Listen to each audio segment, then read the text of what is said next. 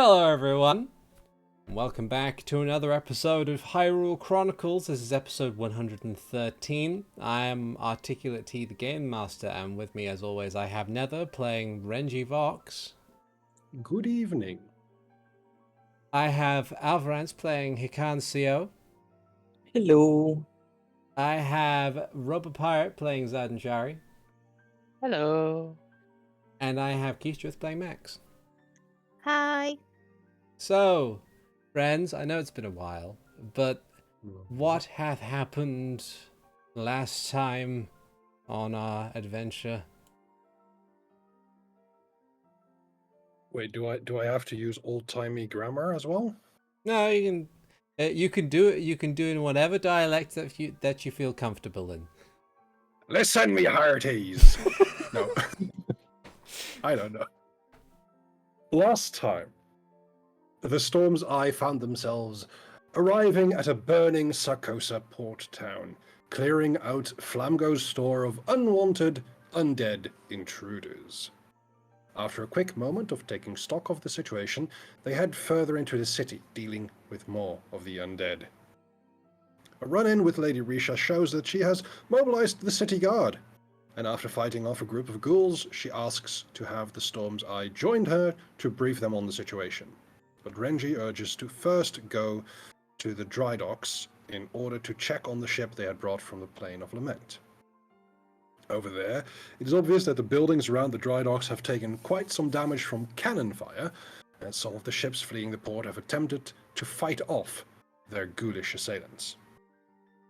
Checking up on the ship, it seems that someone or something took the helm, the mechanism used to steer the ship. Making their way further down to where more undead activity is, the Storm's Eye fight off more ghouls until they find a larger, more powerful enemy.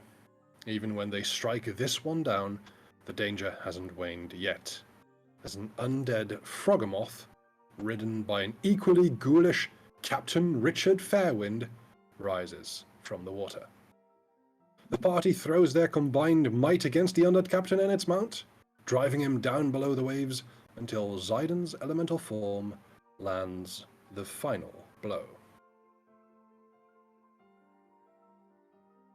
Indeed. So we find ourselves back in this tumultuous period of time. We return to Sarcossa, blighted by fire and crawling with undead. The sky a mix of crimson and swirling black smoke. The air plagued by the sounds of pain and terror from all directions. We return to our party as they are on the southern end of the dock, having, as you say, just recently vanquished the possessed corpse of Richard Fairwind, the dismembered ghouls littering the cobbled stone around you. Things are quiet here, besides the flickering flames and the distant cries. What do you do? I emerge from the water that I am still in. A beautiful merman with wings. Merdragon. Merdragon? Murder? Murder. Oh, hey, my captioner said murder as well.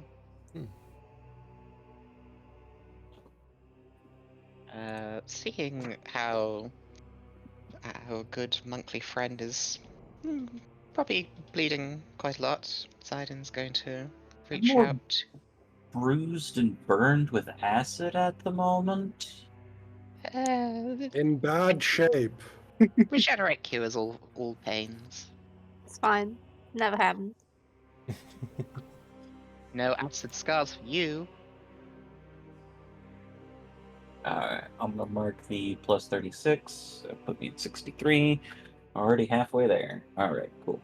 Yeah. And he's going to progressively gain another 600 health as well. Yeah. While I'm still in dragon mode, I'm gonna do a little lap of the surrounding area to see if anything's near us. Okay. Give me Max, what do your dragon eyes see? give me a perception check. Let's find out. 25. That's not bad. Yeah, See something? that's good. Yeah. So with the Also, I 20 wouldn't have said that in character because I. Renji has some worries that the dragon form might have like give mixed feelings to friend Max. Yeah. Yeah. Yeah. Gonna need Okay. some time to think about this one. So, flying around, scanning the surrounding area, your 25 tells you that even far beyond where you currently are, it doesn't seem like there's you can't seem to find any additional points of ingress, extra dimensional or otherwise, that might be causing, that might be leading to more undead arriving. It seems that even the places where you were previously, where you know that you had cut a swath through them and removed the undead as a problem, haven't suddenly repopulated in your absence. But there are still pockets of turmoil all over Sarcossa.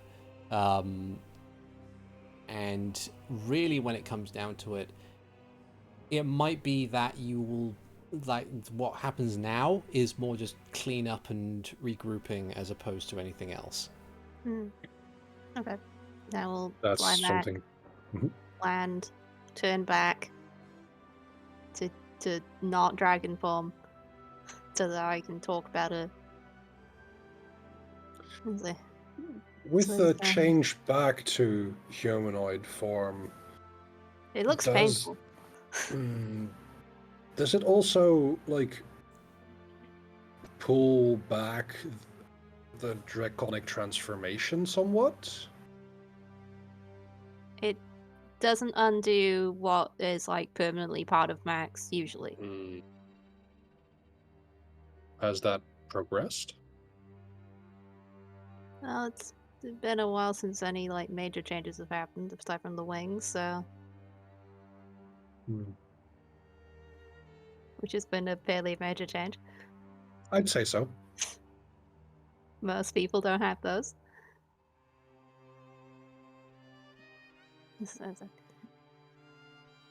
Looks like it's just cleanup time. All right. Hikan, Sidon, are you okay? I'm fine. I think shortly after getting healed, Hikan, with his phenomenal speed, is going towards the nearest cries for help. Okay. I'm going to pry the orb out of the middle of the thing to make sure no one else can use it. Okay. It takes a bit of doing. The size of the actual mechanism itself is not terribly small, so it's heavy but not too heavy to carry, but it's just awkward if anything. I'd like to help if possible, like if I can offer anything. Do you have bag folding? Yes. Can it fit? Can it? A bit of a stretch, I think, just because of its size. Like, I'm thinking I just want to keep it in a separate bag to the haversack where the battery is. If not, then I'll carry it back to where the ship is. Just to keep it separate for now. Yeah. I don't think we want to bring it to the ship. I think we want to bring Or it to bring where it to Lady Flanders. Risha is holed up, Or whatever. at least for the moment. Okay. Yeah. Okay. I'll just carry it then. Okay. So you pick it up, and you make your way towards where Risha is. As for, so that's That's what you're doing. Renji, you going with Max? I think I do want to check in with Hikan. Okay. If there are like nearby screams or shouts or like signs of life, I definitely want to help out. But if there isn't, Renji's priority after that would be to like link up with Lady Risha and like brief her on what we know, learn about what's been going on from her. Okay. And Zayden, what do you plan on doing?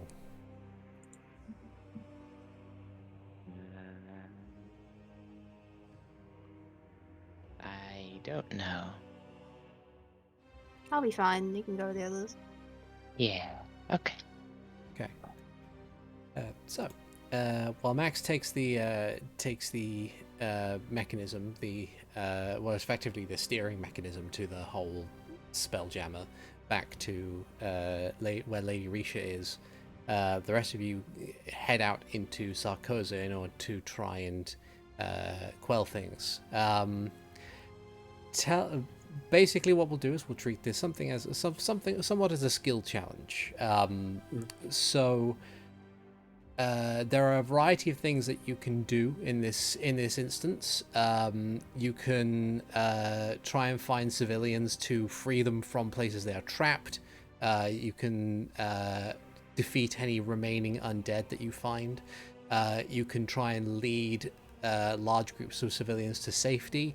You can heal the wounded. You can build barricades in places that need barricades. It's entirely up to you. So, who would like to go first, and what would you like to do specifically to aid in the situation? I have a few ideas of stuff that Hikan can do. So Okay. if we want to kind of split some stuff up on there, Hikan can technically build barricades because of mold earth, but that's not where his priority would be unless he's guided towards that. But otherwise, it would be guiding people to safety, or kind of like assessing the situation briefly, getting those that need the most medical attention out, and then trying to organize that aspect in regards to clearing the wounded. Okay. If that is the case, then I would say for guiding civilians, it would be persuasion or intimidation. It depends on exactly how you persuade, like try and guide them to places. For specifically healing people, that would be a medicine check. And if it's just to try and assess a situation and divert your resources as best you can, that would be an insight. Well, those are the things that I'd like to do. Is there anything that anyone wants to do before I make those rolls in regards to that? So that way we're not doubling up too much, since there's a lot to do. No, that's good. Yeah.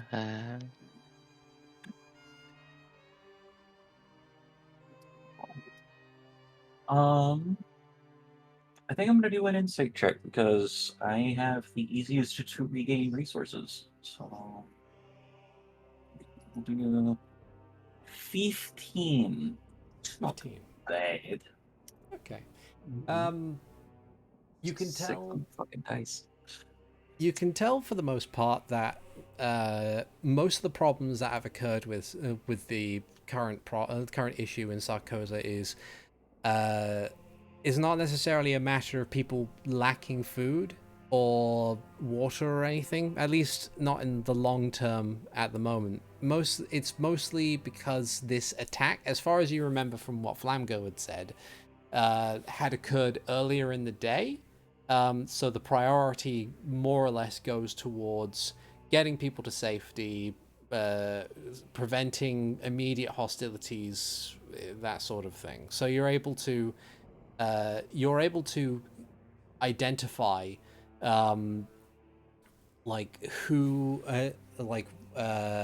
who needs to go where. You can also identify who and what needs priority healing, who needs just a bit of a triage in order to get them mobile, and whether or not an obvious path that would lead them to safety is not exactly as safe as it initially appears. So you're able to kind of like, in many instances, you're able to take charge of like groups of individuals. You enter into a scenario, and just through sheer perception of your surroundings, you are able to guide people to the right direction to save the most lives. And it takes a lot longer than you might expect it to. But otherwise, you do manage to get some good progress going in that factor. I will spend my remaining 6 key points to get the people who are most injured up, and I will use the remaining. What do I have? Because I don't use these at all. The remaining 6 healers kits from the very beginning of the game to get people there. The immediate triage type of thing as necessary. So. Cool. I think I would like to somewhat help along with that, whereas Hikan is going to like directly get close to the people and get their immediate needs met. I think Renji is going to try and stay more central to, like, if they go into an area, he's going to lean in with like messages, making sure that people like don't make too much noise. So having these telepathic communications, using Mage Hand to pick things up and bring along, prestidigitation for any like tiny things, and if possible, I would like to use Arcana for that. Okay. Now, Arcana is an intelligence skill. Could I use Charisma for that, given that that's my spell casting ability? Yes, I would say that's perfectly reasonable. Okay, so yeah. we're going to add +3 to this. Mm-hmm. Oh, darn it. This...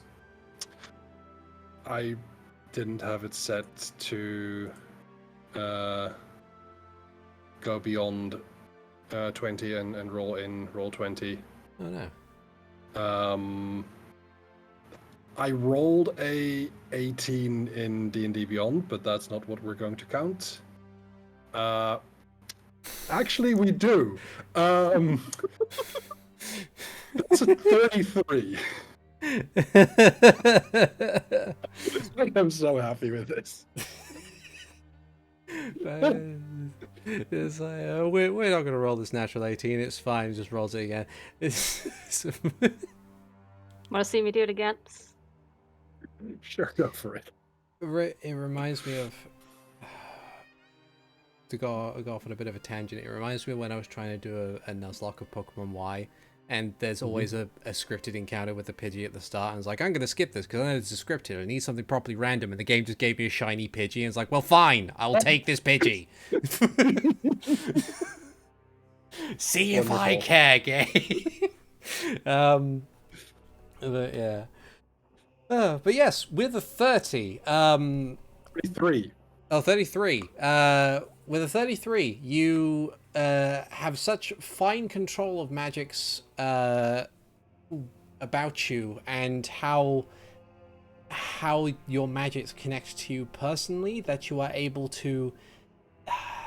It's almost like you go into something of a Zen state, where you enter the scene and immediately set to task with the magics that you have available to you in order to quickly move bits of rubble and deal with some of the finer things that are blocking or otherwise impeding the citizens of Sarcossa from being able to get to safety. And it's truly is a sight to behold. It's only with an additional gesture, or maybe like a minor illusion here or there, with these nice clear glowing arrows or so to point people in the way they should be going, that the ones that you are saving do not simply stop and stare at the work that you are doing. with that, you are able to assist Hikan, who is currently coordinating a lot of this in turn. Great work. Zayden, what about yourself? You were saying something about putting up barriers?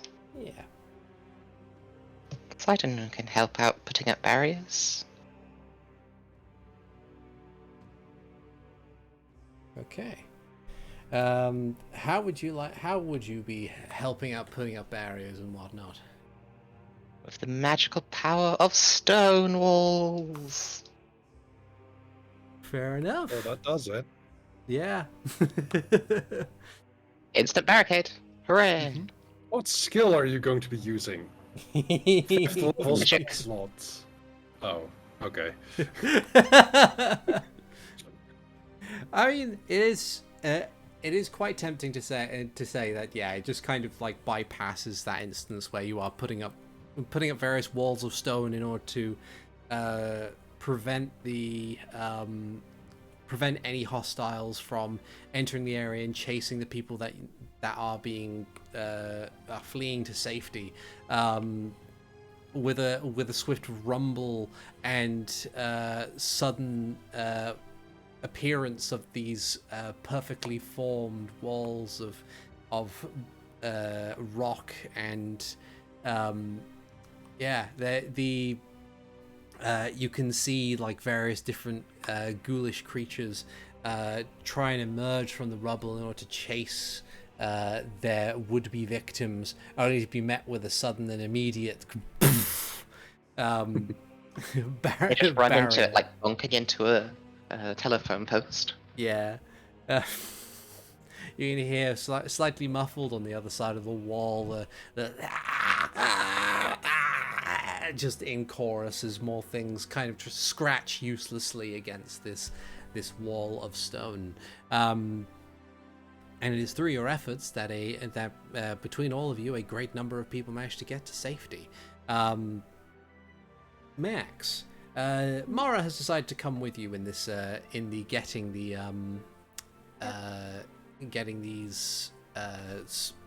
this magical artifact to a non-dangerous location.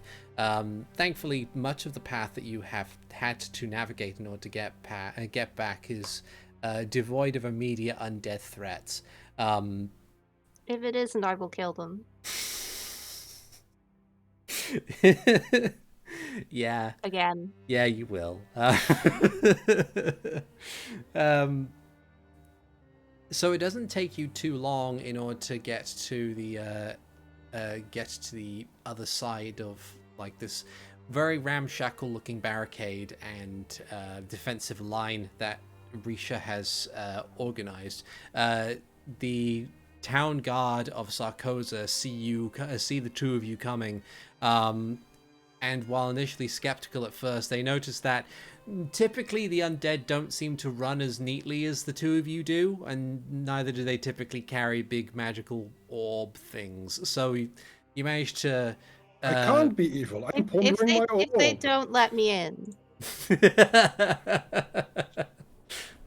I shall simply make them move. It's hilarious that how low of a roll that was at Yeah. 18. I rolled a 3. Wow.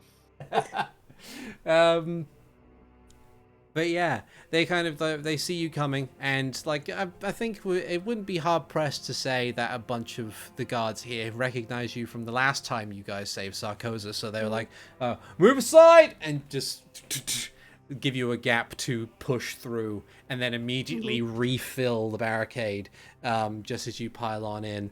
It's quite a cacophony of noise in this area as people go about their business. In fact, one of the things you do note is that there is a very, very ramshackle medical area that has been put together, and leading the charge on this with mixed reactions from the people there is Dr. Lucian, who is just kind of attending to people's wounds with the same sort of grim fascination that he had the last time you met him. And I'm gonna just not go near that guy now that I have wings. Yeah. but after a moment, you see Risha wander over. The blade of her rapier has been snapped in twain, and the what remains of the now half-length blade is coated in blood. So I'll just put the orb down and say, "Can I look at that? Sure. Find the sword. I cast mending on it. Oh. Well, that is useful. She I had to learn to sheathes it. fix things. I had to learn to fix things after all the stuff I broke. See, I would have suggested getting a lightsaber. Unfortunately, just getting a lightsaber is a bit difficult for most people. Legally, Yeah, Renji does, like, laser sword. Renji doesn't get that what they've been doing and the compensation they've been getting for it isn't necessarily minimum wage. Mm-hmm. It's much cheaper to just cast mending because it's free. Yeah, oh, absolutely. But yeah, she kind of sheathes the weapon and says, well, things seem to be coming along better than expected. I don't want to delay you any further, but what's it like out there? It seems to be dying down now. The zombies were summoning more with this thing, but we got it off them, so... Very well. Tapping the orb. Your companions haven't returned yet. I don't know if you wish to... They're still out there helping. Okay. Very well. I need to get back to coordinating a few efforts. And it's at that time that we... Yeah, pretty much. As she kind of bids her farewell to Max and goes back to coordinating things, that's when the three of you make your way over to the to, like, from a different side, get to the barricade, and as people see the collection of civilians, the guards part to allow them through, and then rearrange everything to hold the line. And as everyone comes in, Risha looks over and says, all right, welcome back. Anyone who is wounded, head over to the medical tent now. I want everyone else to head over to the west side here. Understood? Okay. And just kind of, like, with a commanding presence, just guiding these people who are only just, like, catching their breath as they've kind of run or otherwise used all of their energy just to get back. But they understand as much as they can, and begin shuffling off to their designated areas.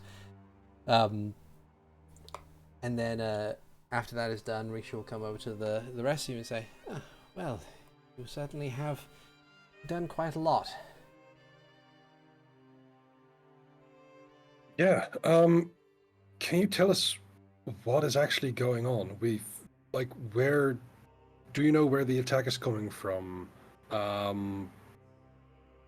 If there's any intelligence that you've found, received, gained? Well, much of what we have observed in this instance, I think, is rather sporadic stories. A number of individuals simply note that they were minding their own business when suddenly there was men, women, and in some cases children who were turned violent and had graying, decayed flesh, and it just escalated from there. A number of individuals had noted that a great many of them had emerged from the ocean, which I suppose is not terribly unsurprising. Given where we are, there's probably quite a lot of people who have died out at sea. Though,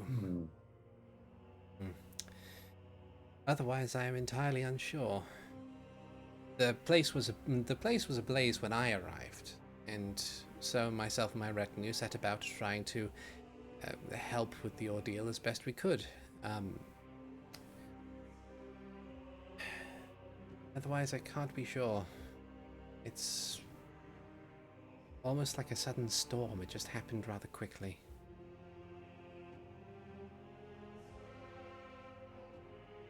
I want to take the sending stone from my pack. Mm-hmm. And I'll tell Lady Risha that it is connected to one in the possession of the Lady Impa. And with her permission, I would like to loop her in. Of course. I hail Impa and okay, I'm definitely going to have to change my web captioner because Impa becomes Emperor, which Emperor, Impa. indeed. Yeah, she got promoted, huh? Quite a bit. So with that, I ring her up and tell her that Port Sarcossa has been is under attack by like from ghouls, and we have even encountered the undead Fairwind that we have put down Fairwind, but that's there is a serious emerging crisis happening here. Yeah, it wasn't Fairwind. It wasn't No, it didn't just a talk body, like right? him. Yeah. Like his body, yeah. Controlled by who we believe to be the Lich. Right. Well, okay. Well, we'll send as much. I'll confer with the others, and we'll send as much aid as we can. I don't know if the problem over there is getting worse or getting better, but we'll do what we can. You know, we'll spare what we can that isn't already tied up with the war. Yeah, just Sorry, hang could tight. that be tied to it as well? Just hang tight. It'll take about We a will. day or so for the for any reinforcements to turn up. Yes, reinforcements and aid for the people who have lost houses and household. Of course.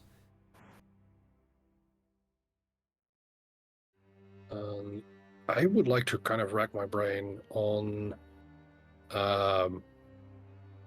like what kind of tactic this may be and what the objectives are for the opposing side, pretty much. Give me a insight. I would like to give the help action by going through in Hikan's very lovely way that he said something about our bootless, our rootless, our fruitless, our hubris, like finally getting to that point as a response to it, type of thing. And with that, I would also like to use a second level spell slot for borrowed knowledge to give myself proficiency with insight. Okay. As I kind of rack my brain and kind of use the taken knowledge from the harvester to bring this about.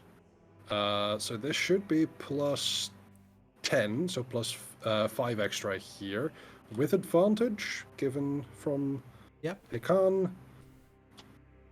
Would be a 17. Okay. So, with a 17, with the Khan's aid of describing what the possessed corpse of Fairwind had spoken and what you know of this entity, the best conclusion that you can come to is simply effectively just an act of terrorism. It's there was no military advantage, or like, well, there is an advantage to taking a port town militarily. There, you don't imagine that something of Nazgûrdar's persuasion would be too inclined with that. Racking your brain as to the recent events that you have been involved with and what the general disposition of this entity is, you believe that it was simply an act to perhaps intimidate you or humble you in a sense. Like, there's more or less a case of you and your party had defeated the Arbiter and had interfered with a number of the cult's plans. It feels like something. This feels like he was making an example of Sarcossa as just a reminder of, if this is what will happen if you mess with me again.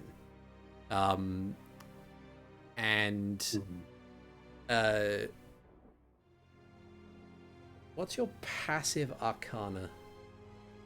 Passive Arcana? Well, it's 22. Okay. You think that, and there was something of an inkling there. You think that chances are the fact that the Spelljammer was brought to Sarcossa, not necessarily that it was like used as there was anything immediately wrong with the Spelljammer itself, but it's possible that the fact that it was brought here, it provided an opportunity. Yeah. Beacon.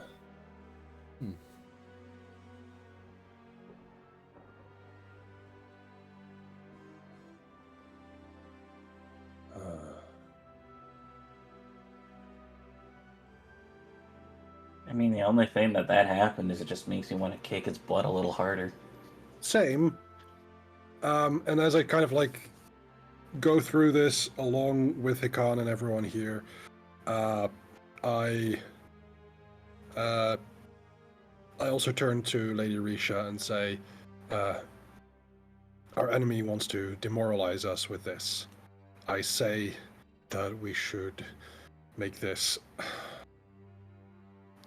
a rallying cry for our people. We should find a way to banish all of the undead from this city, and fast. Do you have any ideas? She thinks a moment, kind of paces back and forth a bit. Says, well, truth be told, my lessons in the art of war have come from my father, who was more attuned to the idea of man versus man, as opposed to man versus what once was man. There is a different tack here. And she kind of stands up, like moves over to like one of the higher makeshift barricades to effectively peer over the wall, for lack of a better term. And she casts a glance around at the empty locale and says aloud, probably more to herself than anything, says, it is difficult to account for the psychology of creatures or enemies that lack any form of self-preservation, perhaps the assurance that they will return at one point. Things that fight tooth and nail for reasons that they do not even understand. And as she kind of thinks about it, Mara, who is kind of searching through her bag, just offhandedly says, they're the kind of things that try to propagate. suppose. Those and she, as she kind of contemplates it, she flips through a book. There's those beetle things that were there, the Umbral Thog. Their entire goal is to turn people into more undead.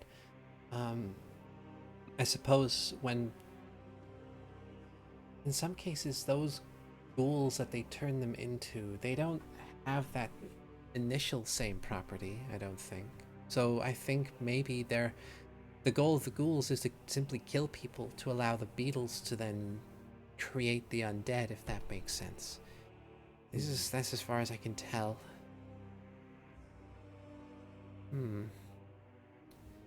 It's odd.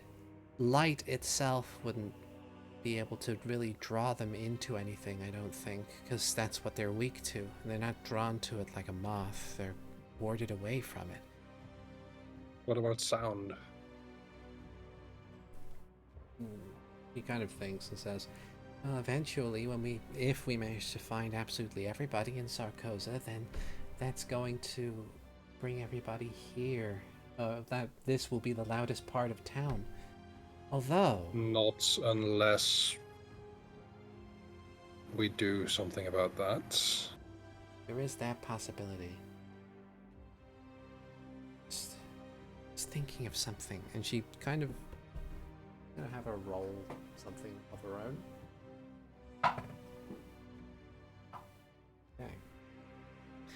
Okay. She once again flips through her book and says,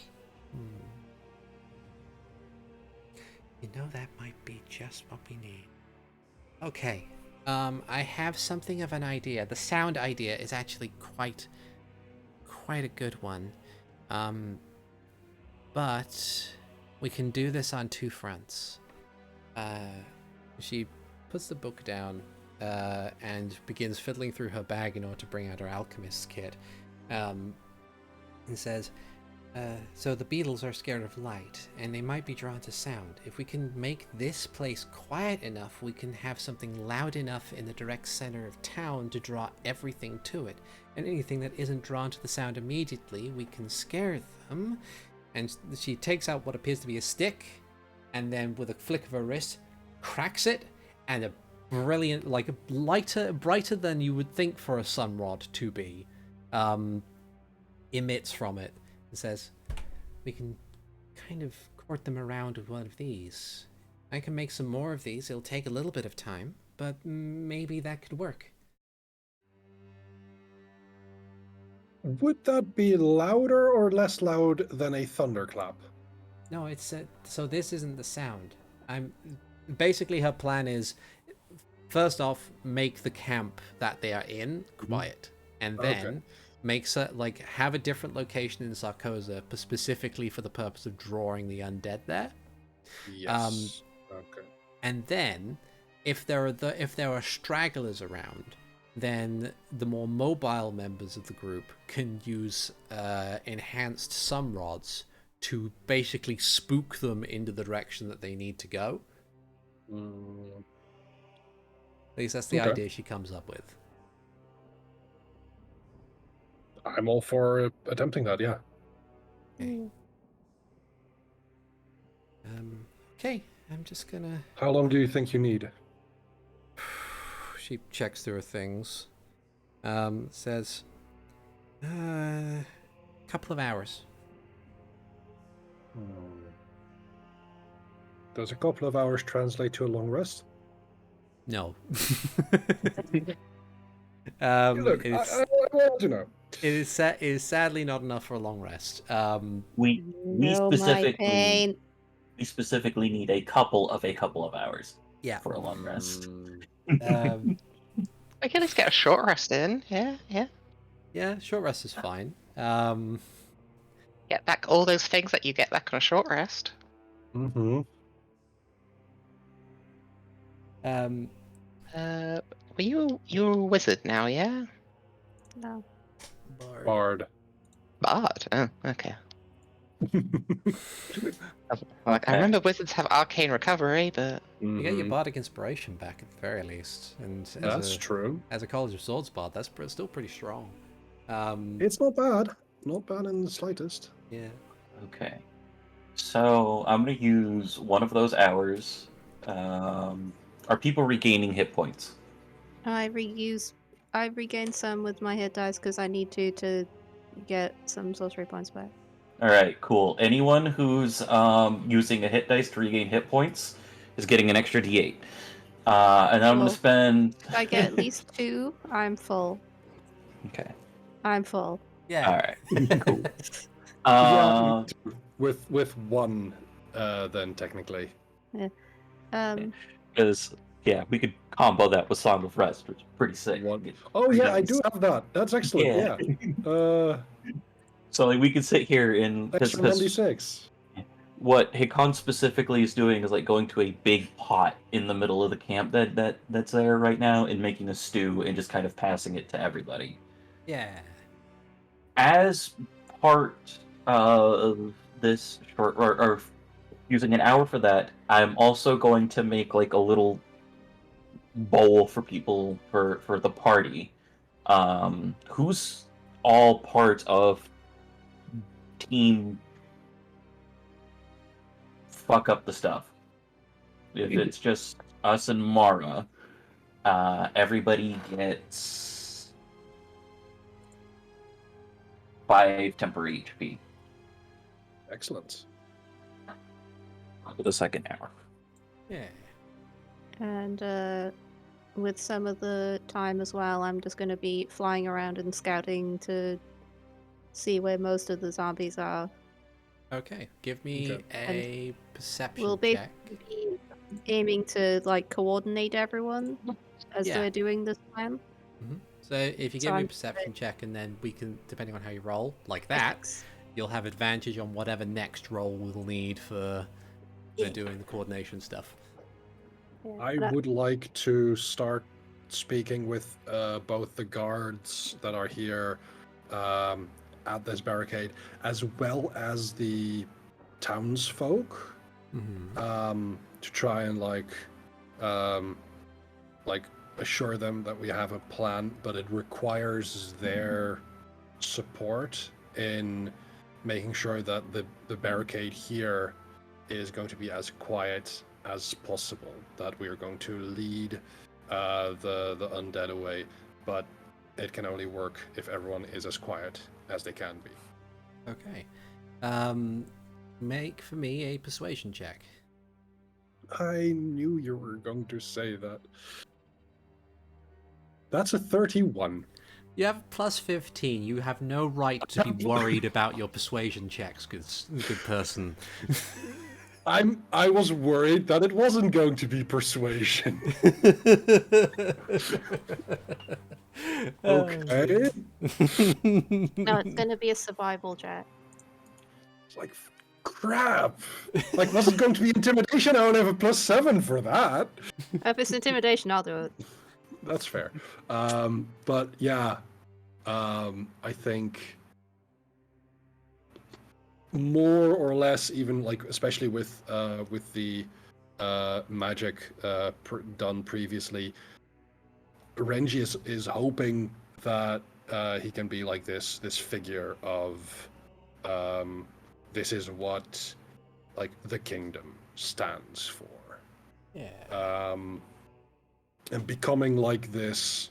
I mean, Renji, the moment he got back, prestidigitates all of the grime and all of the muck and water from his outfit. He has a shining mithril plate with the symbol of the royal family, the symbol of the Sheikah embedded within it. This cloak, these dark red tunic lining underneath it, and it's just like this figure of chivalry, pretty much. Yeah. And cutting such a dashing figure, such an inspirational figure, Perhaps one or two individuals who look upon you see the superimposed banner of the kingdom, and the majestic loft wing just descends behind you. I would say lands on your arm like an eagle, but they're bigger than you, so Just crushes me like a grape. Like a big dog doesn't Ugly, you know? like a big dog that doesn't realize it's not a lap dog anymore. Yeah. But yeah, you go around the camp and you manage to convince a great number of people, pretty much everybody actually, to upon the signal, reduce the noise. Of course, there are going to be people who are inconsolable and unnegotiable, like small children or people who are genuinely distressed. But hopefully the cutting down of the noise that you have, like of the camp as a whole, should be enough for it to cut through, like to make it almost inaudible compared to how it is now. Yeah, pretty much for those that cannot be persuaded due to their circumstances, there's just a calm and kind word. And let's see if I have anything. I will give over the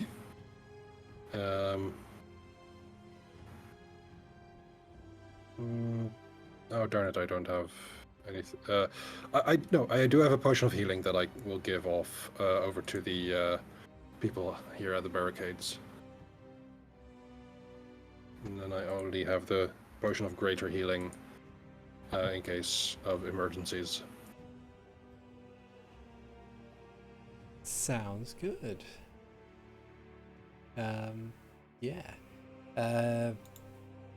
You managed to assuage people's fears greatly, as best as one might, given the circumstance. So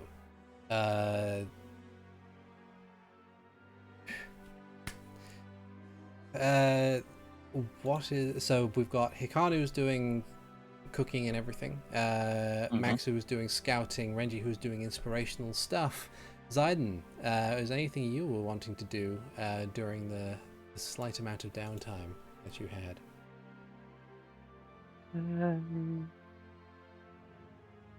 Zaiden will probably just be going around providing what medical aid he can with just normal skill. Yeah. Okay. Give me a medicine. 17. Sounds good. You head over to the designated medical area and lend your aid as best you can, and doing so actually manages to add just a bit of a soothing, enough of a soothing touch that even some of the most non-negotiable people, given circumstances, are able to be persuaded to listen to Renji when soothing their wounds, as you're able to. And eventually, after a certain amount of time, the entire camp begins to reduce to a low rumble of noise as things quieten down a bit. Eventually, after a couple of hours of time, your party chronicler and alchemist comes to you all with a sizable bundle of these enhanced sumrods, and distributes them out to you. They should last for each one should last long enough that you will be able to more or less use it for the entire plan, depending on what the rest of the plan is. But there are spares just in case you drop them or need to drop them to cut off various different areas, that sort of thing. In my scouting, did I spot a good location for us to gather all the Zabos at? Yeah, yeah. There is the square at the center of town that probably has the. Given it's the most central area, it's also wide open as well, allowing more of the zombies to be brought in for easy pickings as best one might. Okay. Yeah. So I will be directing people in that direction while flying around. Okay. Cool.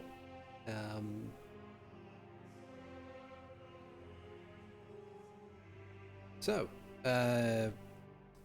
for this plan then, I suppose I should ask, what is your plan to make noise? And did you want to do any additional setup in regards to dealing enough damage to take care of the rest of the monsters?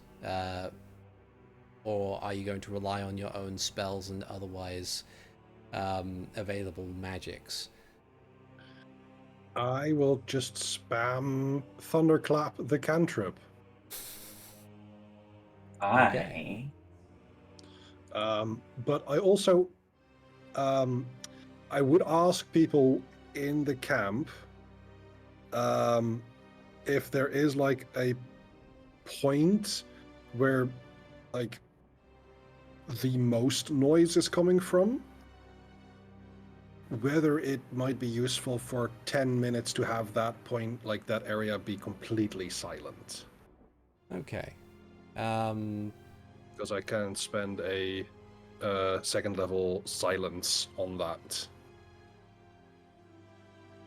Most of the noise that's going to be coming from the camp itself is probably going to be the medical tent, because there are going to be people who are in pain and will. Yes. Yeah.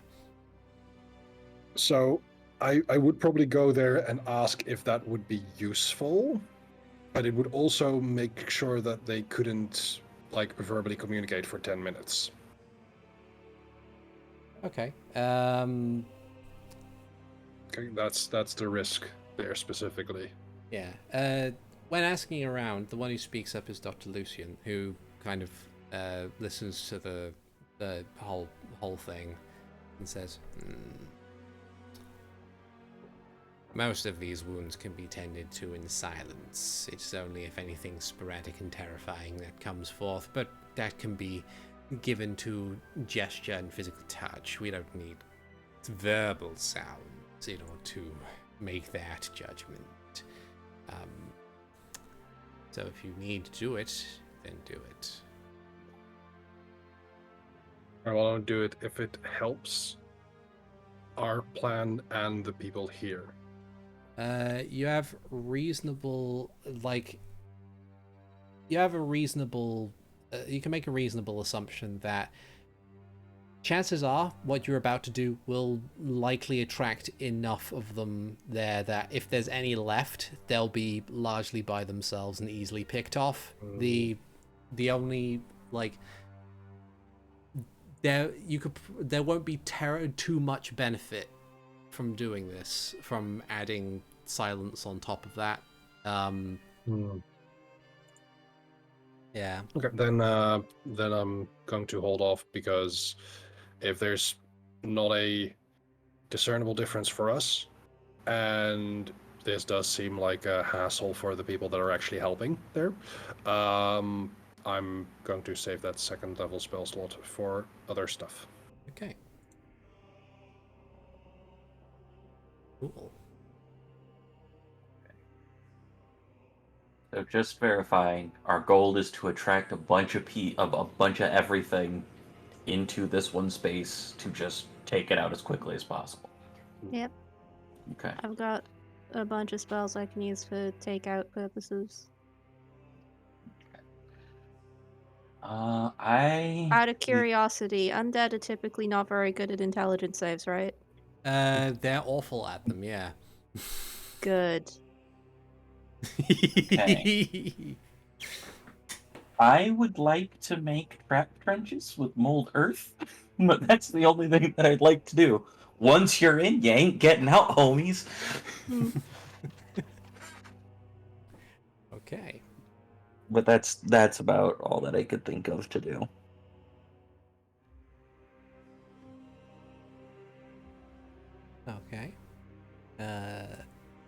any other prep from any other folks that are there?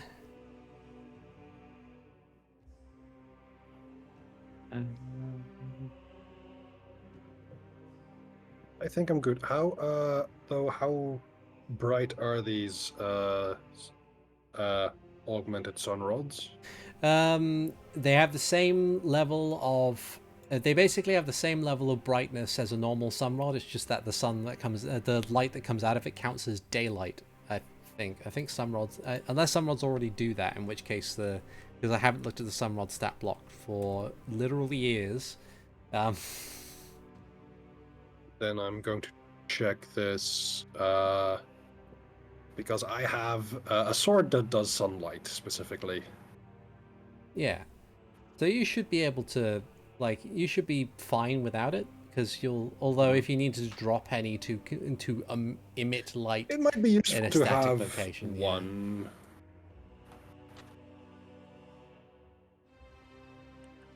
Yeah.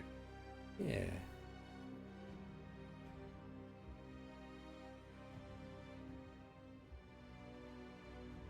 Oh, I can't find it. No. There is no sun rod in 5e. There is no sun rod in 5e. I guess Mara has invented sun rods then. Yeah. Hell yeah. Instead of normal light, it is sunlight. There you go.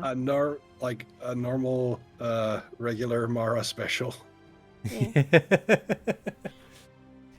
So yeah, Mara's invented sun rods for you to use.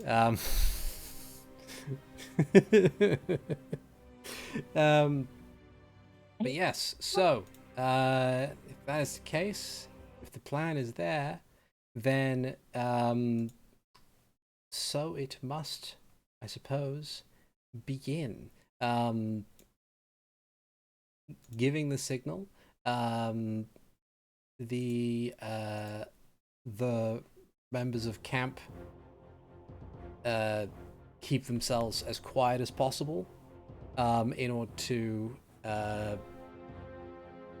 allow this to proceed. Guards at the main entrance of the town, for those who are unable to fly, part and allow you through. Yeah.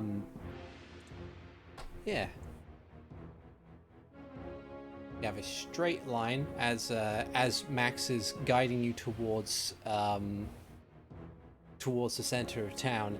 And as you get there, there are a couple of ghouls that kind of poke their head out to see you go forward and begin to lumber after you. But for the most part, you are unnoticed, at least until you get to the center of town. So you said you were. Well, I see. So when you're at the center of town, Hikan, you said you wanted to use mold earth to make some kind of trench? Yeah, just kind of like a little pit trap is actually what I was thinking, technically. Okay, that's fine. So you spend a chunk of time before, going through making this pit trap with your newfound skills, as granted to you by the Quake medallion, and you make quite a decent circular trench around the center of town, in the town square, around where you would be hoping to occupy these fellows. Max, you're staying airborne, I imagine? Yep. Yep. I will be pretty much this whole time. Yeah. As you do that, I think what Mara will do in this instance is she'll take every oil flask that she has, and after Hikan is finished with the trench, will just discard every oil flask that she has into the pit, and will be ready to light it if someone doesn't beat her to it. Renji and Zayden, now that you're in the center of town, is there anything you do to prepare, or are you just waiting for the inevitable onslaught to turn up? How wide is the area that we've got them coming from? Sort of thinking for AoE type attacks. Let's see.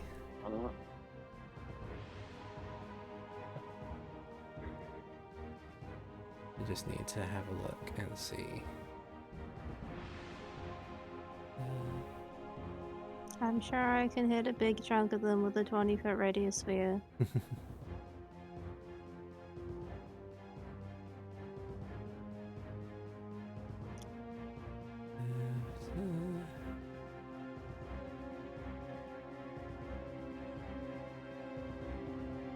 Where'd I put these things? There we go. There we go. That's the one I want. Oh. Okay, so the open square that you have available to you is... Roll20 would be kind enough to say. 75 feet across. Like as a diameter. It's a fairly wide open space, with a few buildings surrounding it, though a number of them are on fire.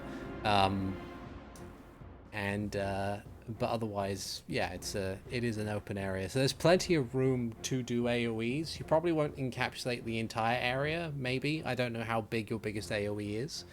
But that does also run the risk of hitting your allies if you use it to encapsulate the whole space. The only thing I have big enough that would take the entire space is reverse gravity. Which would be kind of funny if they're like charging in. I just put down a reverse gravity and they sort of slingshot themselves upwards and then out of the reverse gravity. So everything just takes, I think, 10d6 as it goes up and then falls back down. This grotesque bastardization of physics to create an undead fountain. Exactly. Do we want to scatter their corpses all over town? Not really.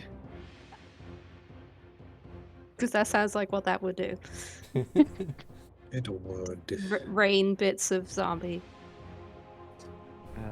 Not the zombie rain.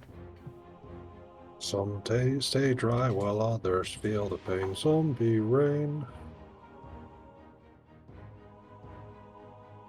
I think, like a minute before we realize like the fight is starting, is going to start, I want to give all three of you a bardic inspiration. So that is like at the very end of preparations. Okay. What dice is your inspiration currently? 1d6. No, sorry, 1d8. Okay. That's And about it can be it. used for ability check, attack roll, or saving throw. So we have the trench we want them to, full of oil, we want them to fall into, yeah? Yeah. Yes. I had a thought I could use my endless water jug and like make the area leading up to it wet and slippery. That could work. We still need to make a bunch of noise to summon everything as well. What's the loudest can- animals to summon? Ooh. I don't have summon Oh, okay. animals. Tried not What's the to loudest animal you prepare. can be? What is the loudest I could be? It's weird because I don't know whether or not there are specific animals that have like an active action that says loud cry. So it's just looking at each Yeah, animal just that go, you have. go and based on think- vibes. Yeah, go based on vibes. I don't think there is anything which would. Elephant. Mechanically, no, but the world's loudest animals are the coquid frog, a lion, a water boatman, a howler monkey, a bulldog bat, Yo, an be a oil bird, lion. Lions are fast. a bush cricket, whales, and a snapping shrimp. I don't think a whale will be what we're looking for. Yeah, we need to be a Probably. bit closer to the water for that. What happens as a druid if you cast enlarge on yourself and then transform into a creature? Do you become an enlarged version of that creature? I think. I'm not sure. I don't think so. I'm gonna have to. Do you maintain Druids spell come with effect so after many you questions.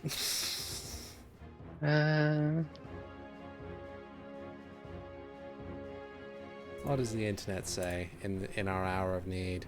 Help us internet, you're our only hope. If a druid is a multi-class sorcerer casts large in himself so that he becomes a large humanoid, approximately 12 feet tall, and then wild shapes into a brown bear, is the brown bear form normal size or doubled in all dimensions? End effects on the wild shaper, therefore the druid is still in the effects of a large spell while wild shape. At this point, you might conclude the question is settled. Let's see. Precisely written large. Grow larger or smaller for the duration. The answers to these are several paragraphs long, so I might make the judgment call and say, for the sake of this encounter, yes, it'll work. Okay, so what if I go with enlarge, become an elephant, in which case I would be a, what's the class above huge? Gargantuan? Gargantuan. I would be a gargantuan elephant. Everything will hear that.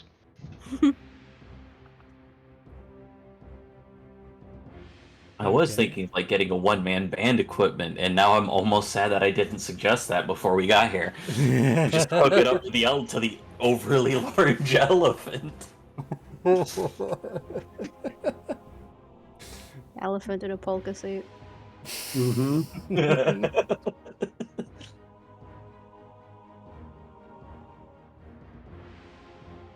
Oh dear. Okay. So that could work. That could very much work. There is so as a heads up, there's not going to be a battle map for this next section. It's going to work a little bit differently, but the yeah. So that's Decided to look up the loudest animals. The mantis shrimp is apparently pretty damn high, but I think that's limited in scope. what say, Kind of need to be underwater. yeah. Howler monkey is the loudest land animal. Okay. Yeah, but do you want to be a gargantuan elephant or a medium-sized howler monkey? Really ought to be a gigantic-ish elephant. Yeah. Okay. You can be a mastodon. With your own instance. Yeah. Mhm. Okay. All right. So we have our attraction. We have our setup. Yep. What are we doing, Hardy? Okay, so let's don't want to roll initiative at this point in time. So let's see. Let's have let's start off with the attraction bit. While Zayden is turning himself into a gargantuan elephant and making some noise, is anybody else doing anything else in that period of time? I am starting to cast Thunderclap in all the directions where I won't do damage. Okay. All right.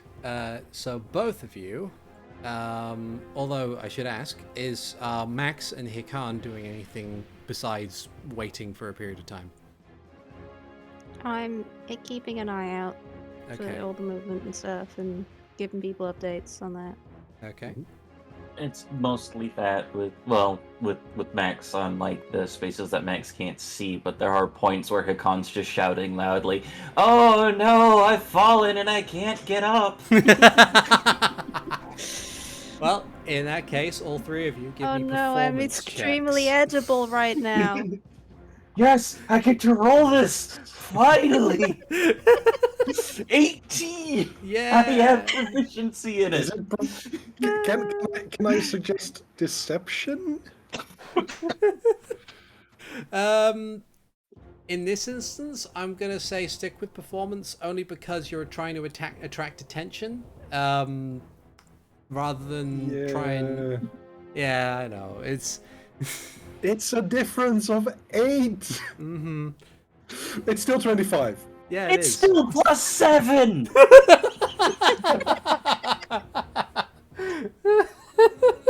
My lowest skill. You're not proficient in it, I don't think. No, I am And not. you're still better at it than I am, and I am proficient in it. My lowest skill is athletics with +2. Mm-hmm. Okay, so with a combined performance, this immediate cacophony of noise just blasts out in all directions. Max, as you're kind of in the air, the sudden shift from the not so quiet ambience of a city in turmoil is immediately swept aside with the terrifying trumpeting of this hideously large elephant, the cries of one of your friends as another one repeatedly hits the button that says thunder noise over and over and over again, just to try and attract more of that. Give me a perception check. I'm used to one of these sounds. Yeah. And you have advantage on this as well because of the prior scouting thing. Yeah. Okay. 22. 22.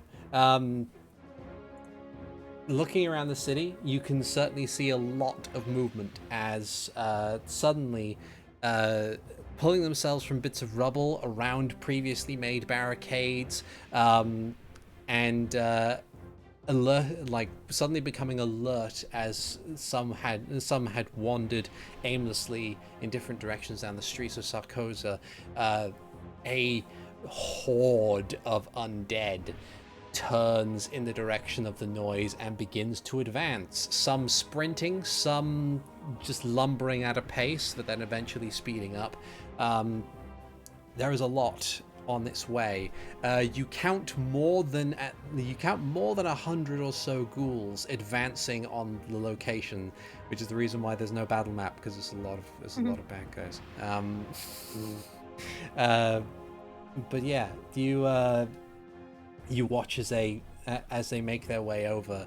You can tell that you probably have at least 30 seconds before the wave starts arriving. Tell everyone that. Okay. I will give Bardic Inspiration to all 3 of you. That's 18 seconds on my part. In the meantime, I am also with cantrips. It's not that you get disadvantage if you go beyond the range, right? It's just not possible to go beyond the range. Yeah. Unless you have, like, the Spell range sniper and that sort of enhancing. thing. Yeah. Yeah, that's fair. I do not have any of those options. So when enemies get within 120 feet, Okay. I'm gonna start blasting. Okay. Sorry, Eldritch blasting. So the way that this is going to be working is that we're going to be doing a damage threshold. Essentially, up until a point when you have all dealt an amount of damage, is when this when the threat ceases to be a threat. But I will be casting Firebolt until there's like a critical mass of zombies. Okay. So for this, and then I will hit it with the big spells. So for this next effective round of the damage challenge, I'm going to need various people to tell me what they're doing. So first off, Renji, you said you were blasting at the 120-foot line. Yeah, as long as they're out of melee range, I am going to be using Eldritch Blast pretty much continuously. Okay, so give me just your Eldritch Blast rolls, and I'll add up the damage. 1, 2, whoops, 3. Okay, so assume, even with the natural 1, assume all of those hit, and then let's see the damage here. Okay. That is 6, 2, total of 16. Okay.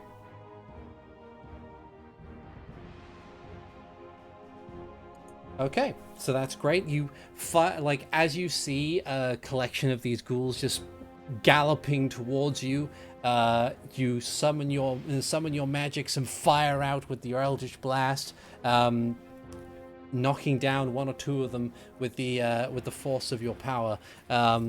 As they begin, as the corpses fall to the ground, the ones behind them stumble over them, but give no care to their fallen comrade or even their own wounds as they continue to advance. Max, then you're firebolting, yes? 13 fire damage. Nice. Pew. Okay. With your vantage point from on high, you manage to fire off a firebolt that slams into the upper body of one of these ghouls, creating a massive hole of flame that causes it to stumble in essentially a weaving direction, almost tackling one of the other ghouls next to it to the ground as it falls lifeless and traps the other one, but allowing the remaining horde to continue unimpeded. So, Hikan, Zayden, they're about 120 feet away from where you are, this encroaching force of ghouls. What is your plans? Because I know that one of you is currently a giant elephant, and the other one doesn't have too many ranged options. I was realizing that the amusing of being a giant elephant is I have a lot of spells that are AoE, so You can probably stop being a giant elephant now. yeah. You did Zayden summon will multiple return to times. just being a giant. Okay. But that doesn't wear off yet. I'm up onto one of the buildings so that you're not going to get swarmed. Yeah, what I will do is I will choose a point in the center of the horde where this will hit the maximum number of squares, and Zayden will cast forth a storm. Oh, come on, roll 20. A storm of ice. Okay. Hey. Nice. And so, like, basically the very center of the crowd also turns into difficult terrain. Yeah. Which slows them down a bit. Excellent. Very good. As you clamber onto higher ground, and with the point of your staff, you conjure up a chilling, biting cold, which forms into this torrential storm of ice and hail that batters a great many of these creatures, and slows down their approach. Good job. Hikan. How many sun rods do I have again? Mara made 3 for each of you. I don't know if you took any of the others who may not have needed them. We can Max probably retroactively handed say. you. Yeah. Max probably handed you his. Okay. So, as within like the 30 minutes, shortly before like they started getting within range, I just cracked a bunch of them. Mm-hmm. And I'm going to, with my ungodly amount of movement, run to the back of the line, trying to figure out things and get them to start moving towards the space. Okay, interesting.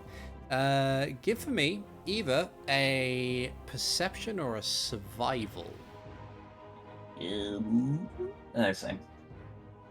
And roll. 19. I'll take it. 19. Excellent. So, with your speed, you manage to move to the back of these hordes of creatures.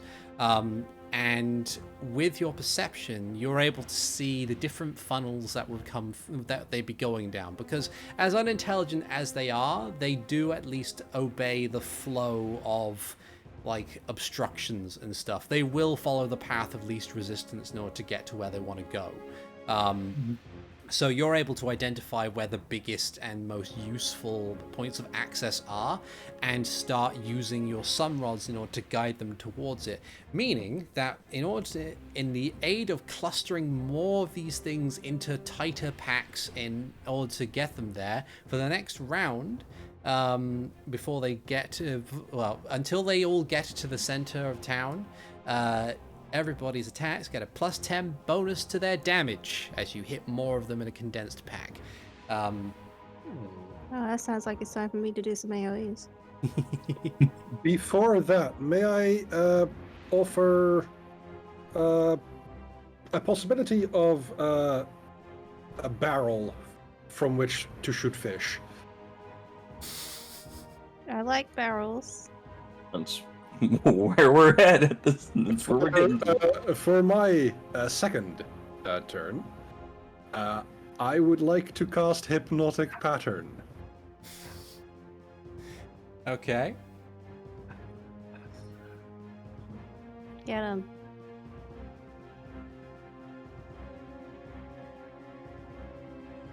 As basically the front of the oncoming horde is where the effect stops, and then just a cube of 30 feet by 30 feet by 30 feet is affected, which if they're all moving along as like in one area, that should be 36 creatures affected if they're medium. Yep. They indeed are. Let's see. What does Hypnotic Pattern do again? So, that actually didn't go through. They make a but- wisdom saving throw. If they fail, they become charmed. While charmed, they are incapacitated and have a speed of 0. Yes. Oh. Thank you. So that'll dance them up even more. Yeah, and it's flavored as like these twilight pixels Daylight. moving around and just glowing and disorienting people. Okay. Excellent. It's basically, ooh, shiny, the spell. Yeah. Yeah. So I'll make a wisdom save for these boys, and I'll roll it publicly. Where are my ghouls? Now I'm worried. Known for their wisdom. Yeah, ghouls known to be very wise. Yes. Don't worry, they won't pass an axe save.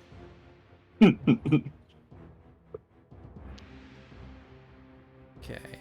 Wisdom. Flat roll. 11. Oh, good. So, you manage to you cast your spell, and 36 of these ghouls just immediately are caught within this pattern and stop.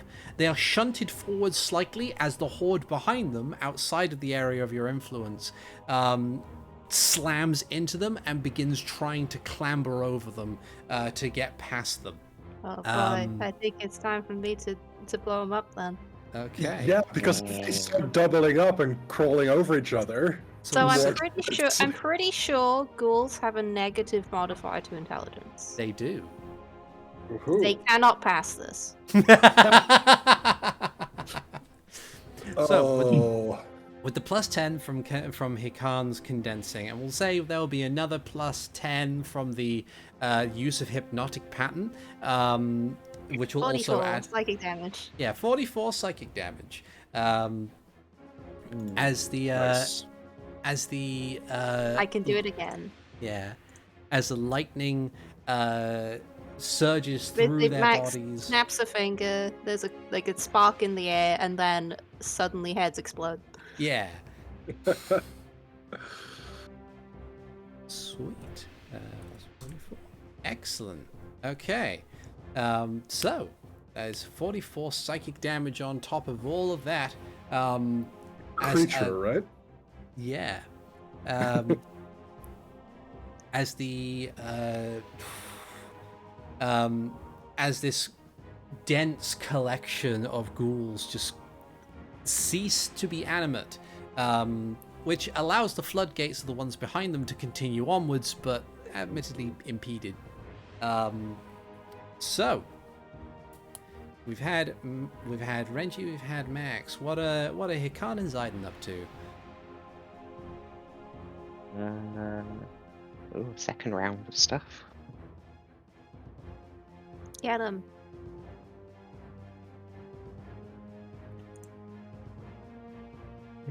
I'm gonna stick with another ice storm and resist the urge to take advantage of the giant form and do something like turn into an even bigger whale.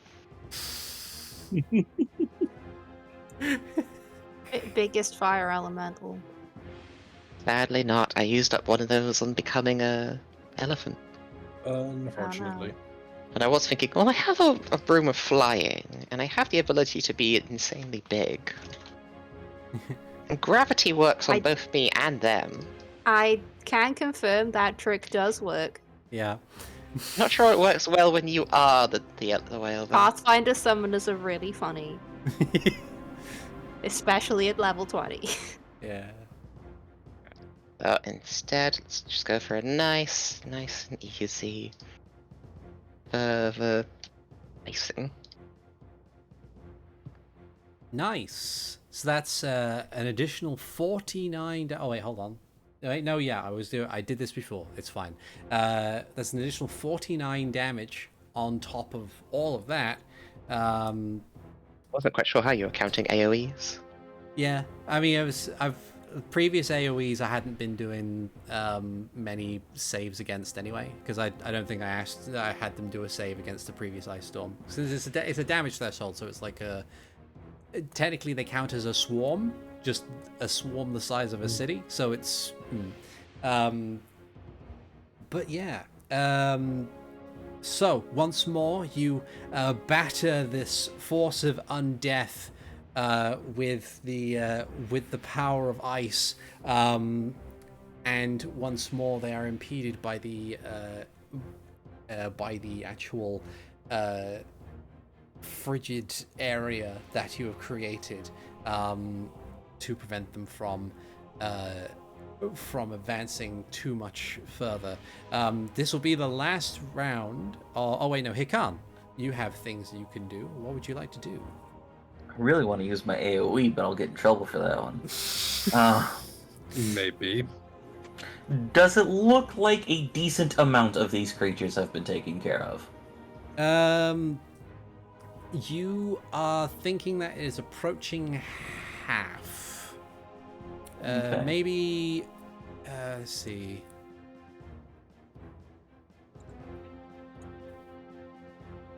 That would be, if we were to add a percentage to this, it would be 37.5%. Okay. Hikan is going to run towards the front of the pack, not into the main space again. Actually, no, I lied. I'm going to stay at the back of the pack, and then I'm going to jump down and superhero land with Earth Tremor for 24 damage and an small AoE. That's great. Oh. But now, one of the spaces behind them, they can't come back easily from if they try to run. Yeah. And you managed to edge them further along the pathway towards the source of this noise. Of the source of the noise that was once there. Yeah, you bowl over a collection of these undead as they continue to scramble, taking out a good chunk. And thus we move on to the final round before the undead manage to reach the square itself and potentially start doing damage to the people who are still there, i.e. Renji and Mara. So, what do you do?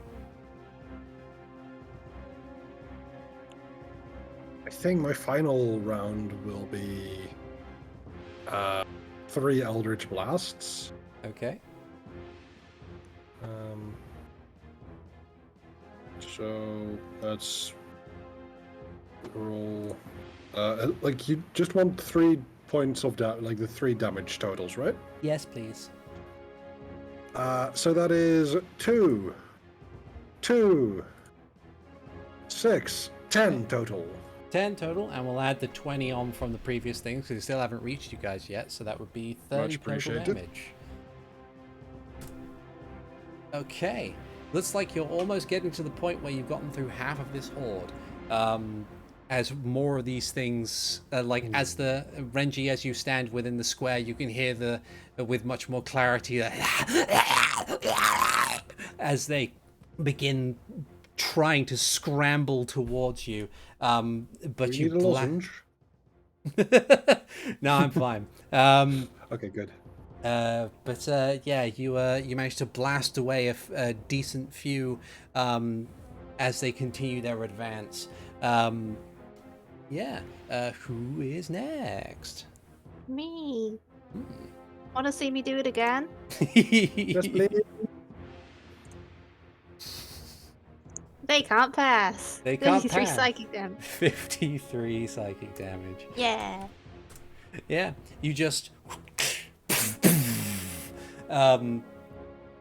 with yet another manipulation of the magical lightning that persists all around you, within you, and even in certain small cases within them, you just cause more heads to explode.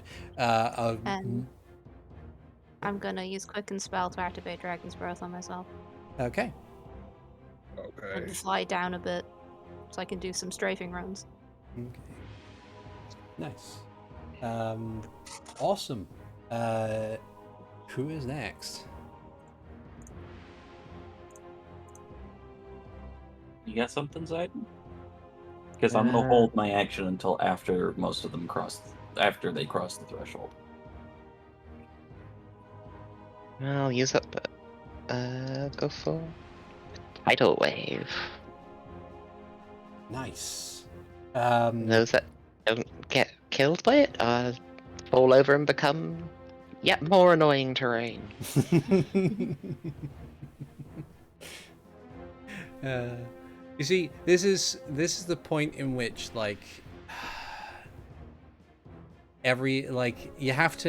you have to at the very least, as a spellcaster, even if big AoEs are not your forte, you have to at least have a thing where you point at an army and it explodes.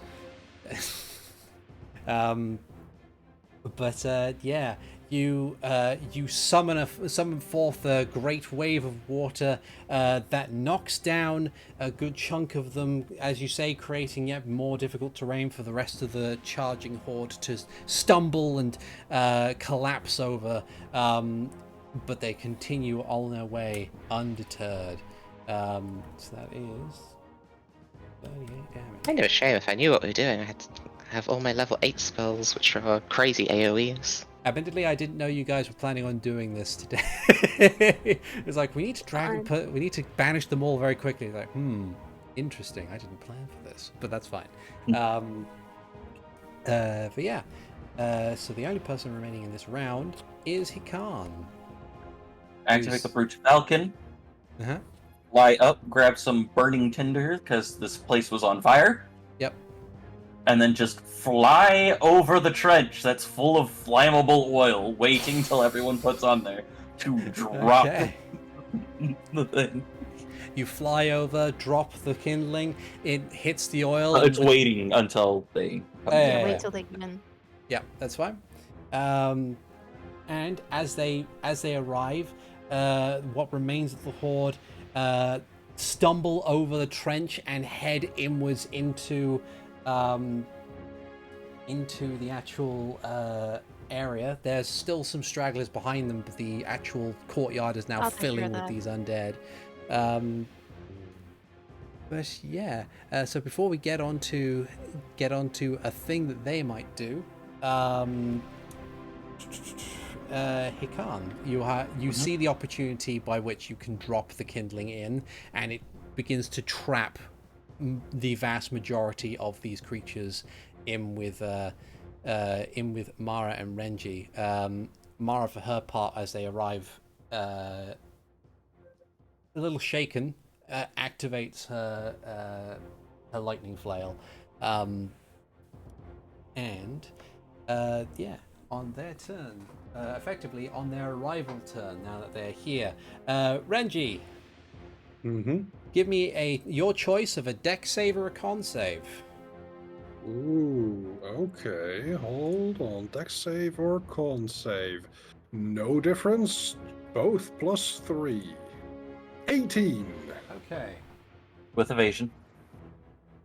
That is true. With That is evasion. true. Nimbly, you manage to dodge out of the way of some grasping claws as they try and get to you, but you are far more agile than they could possibly hope to achieve. On Mars, Keep forgetting evasion. Thank you very much, Alvrins. I got it. Yeah. Mara's go. She's going to attempt a Constitution save in order to bear the brunt. It's a 19. Only taking. Oh, good game. GG, congratulations. All right, yeah.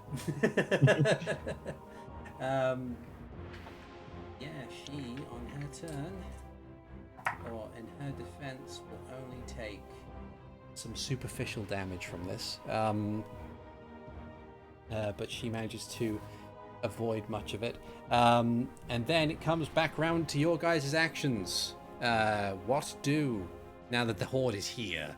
I will deal some damage to these, to the remaining, like some superficial damage to the remaining Horde as they arrive. Let's go with. I'd like to help Renji and Mara. Take an additional 5 damage for their anything in arrival mind? after getting into the Yes, I have 2 things in mind. Okay. I would like to do slashy with aspiration. And let's see, bring in a defensive flourish on one of the attacks. Okay. So, do I roll to hit? Yeah. Well, no. You just give me the damage again. Okay, so the damage would be the following.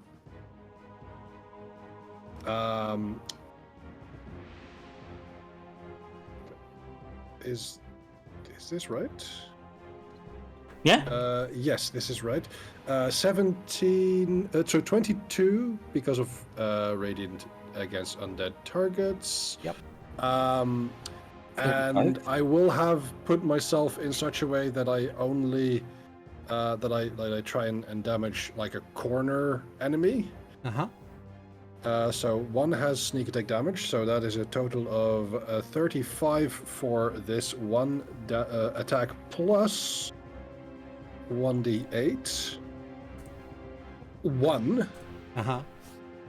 So 36, and my armor class is now 23. Okay. Awesome.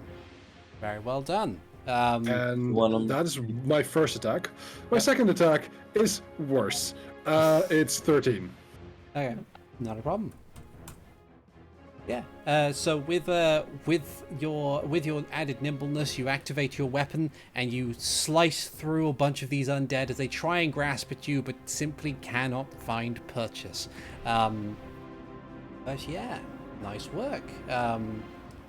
Who's up next? And then I will come down and help by hitting a bunch of them with a strafing run of Dragon's Breath Okay. for 15 lightning damage. Yeah, that's right. Yeah.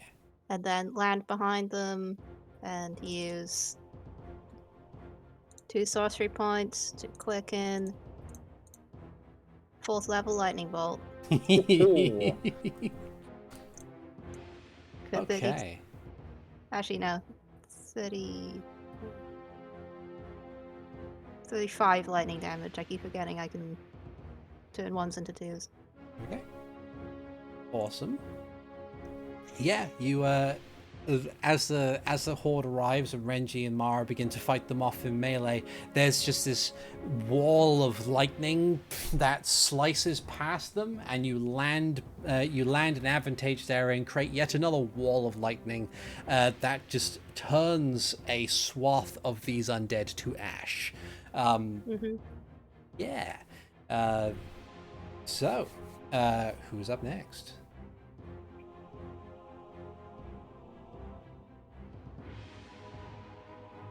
You said that there were some stragglers on the other side of the wall of fire? Yeah. Well, I'm there. Might as well. Yeah, I'm just gonna try to go take out as many of them as I can. With unarmed strike. So that would be, if you're counting the crit, 14, if not 7. Okay. Are you counting the crit? Yes. Okay. Because if you are, I'm going to have to roll. Well, no. The reason why I was asking is because I'm going to break one of the guys' arms off and use it to beat one of the other ones as I do to General. 4 more damage. And then another unarmed strike for 12. Flurry of blows, 12 more, and yeah, bunch of damage. Okay.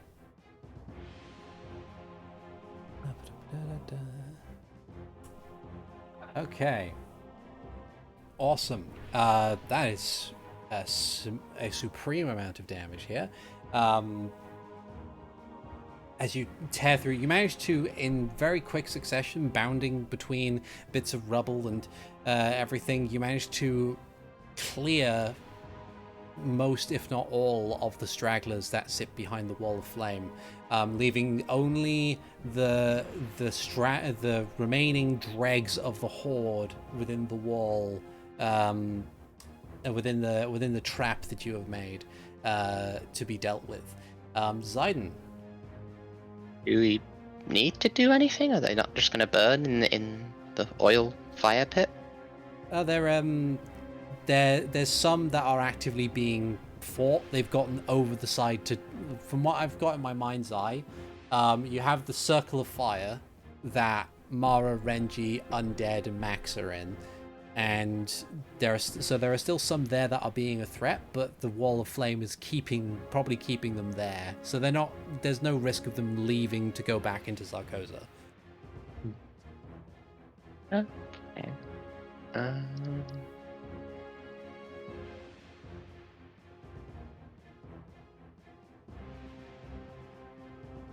I guess Sidon will move to join inside the area and will transform into a giant crocodile. Okay. And will then attack.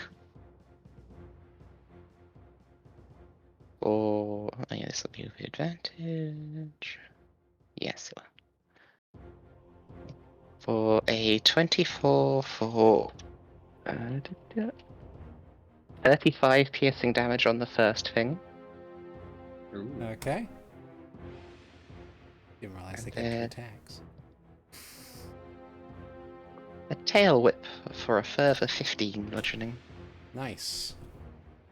Okay. Awesome. Very cool. So it begins dwindling down to the last few that are there. I will need dex or con saves from those who are within the ring of flame. Is this a new round? Yes. So this is a new undead have acted now. Don't forget you have Bardic Inspiration, Zayden. I'll probably use that. What number is it? 8. 18. Ooh, nice. Sweet. Okay. So, Renji, your dex save is You manage to get snagged by a couple of the remaining stragglers, but Yep. they don't do much. They do 4 points of slashing damage to you. I have 1 temporary hit point left. Yeah.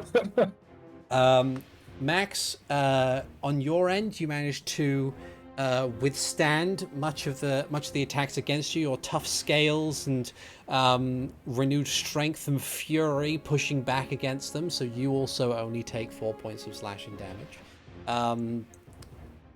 Zayden, despite the bulk of your crocodilian form, you managed to snap at and swat away most attacks, leaving you also with only 4 points of slashing damage. The only one who The crocodile scales, they're just too tough. yeah. Seems that way. The only one who suffers anything major at this point would be Mara, who is whose defenses are broken as a collection of these undead creatures surge forward. One of them snatches at her and grabs a hold of the front of her like overcoat thing, and with a swift yank and tear, pulls a chunk of that coat away, and she stumbles back, having taken 12 points of slashing damage. And then it's up to you guys again. These are the last few guys. You'll probably take care of this very quickly. Question: the 4 points of damage I took, Yeah. was that halved already? Yes. Okay. In which case, I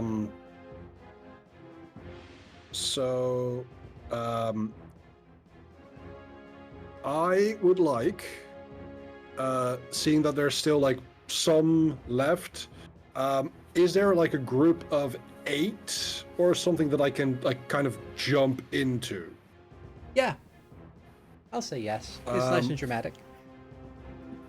Then, as I see like this small pocket of them, I kind of push myself through them and use Thunderclap to catch all of them around me. Okay.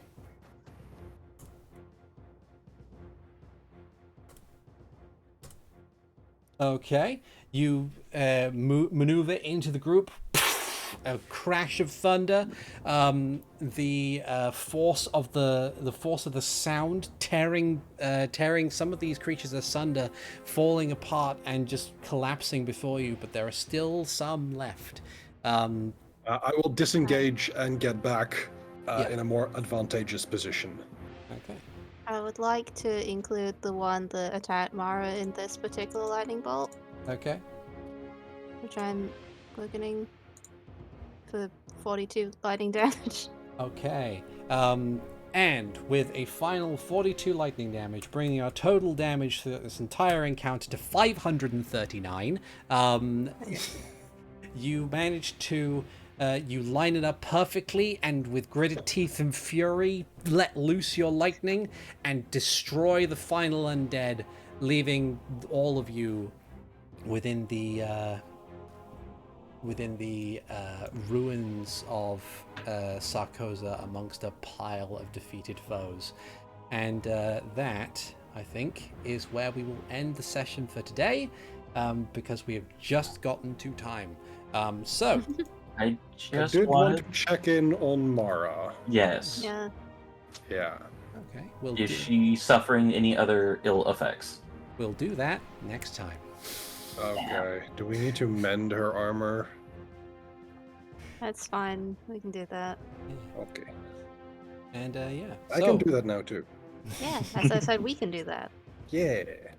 So, I have been ArticulateT, the Game Master for this session of Hyrule Chronicles. This is episode 113, and as always, I have had Never playing Renji Vox. I think we retook Sarcossa Port Town now? Yeah. I have had... That's correct.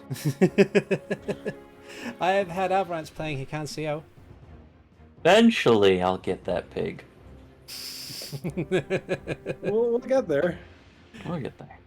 Yeah. I've had Rubber Pirate playing Zanjari. Now I have regrets about not taking on the cataclysmic whale plan. There will always be opportunities for cataclysmic whale rain. And I've had Keistrith playing Max. What is hubris? Never heard of it. And we'll see you guys next time. Take care, everybody. Bye-bye now. Bye.